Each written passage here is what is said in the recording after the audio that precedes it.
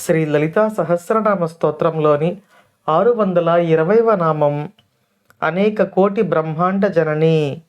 మంత్రస్వరూపంలో శ్రీ అనేక కోటి బ్రహ్మాండ జనన్యై నమః.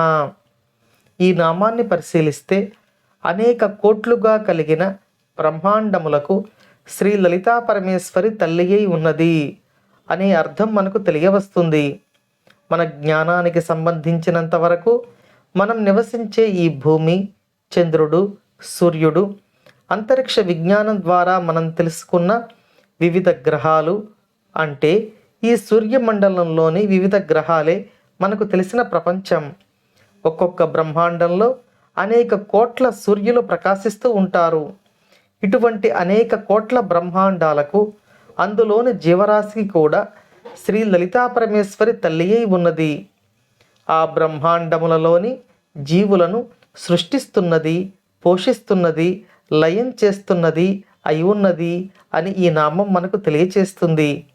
ఈ నామంలో అనేక కోట్ల బ్రహ్మాండాలు అన్నింటినీ మన చేత దర్శింపచేసి ఈ బ్రహ్మాండములలోని జీవరాశి అంతా శ్రీ లలితా పరమేశ్వరి యొక్క సంతానమై ఉన్నది అనే శుభ్రాతృత్వం ఈ నామం ద్వారా మన భారతీయ సనాతన ధర్మం ఈ విశ్వానికి తెలియజేస్తోంది.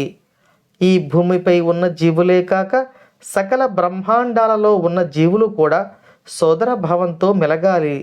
మనందరికీ ఒకే ఒక తల్లిగా శ్రీ లలితా పరమేశ్వరి అనుగ్రహిస్తున్నారు. అంటే విశ్వమానవ సౌభ్రాతృత్వాన్ని మాత్రమే కాకుండా విశ్వంలోని జీవుల యొక్క సౌభ్రాతృత్వాన్ని కూడా ఈ నామంలో మన సనాతన ధర్మం అందరికీ తెలియచేస్తుంది. ఇటువంటి గొప్ప జ్ఞానాన్ని అందించిన మన భారతీయ ఋషికి నమస్కరించుకుంటూ, మనపై అమ్మవారి అనుగ్రహం ఎల్లవేళలా ఉండాలని కోరుకుంటూ, ఓం శ్రీమాత్రే నమః.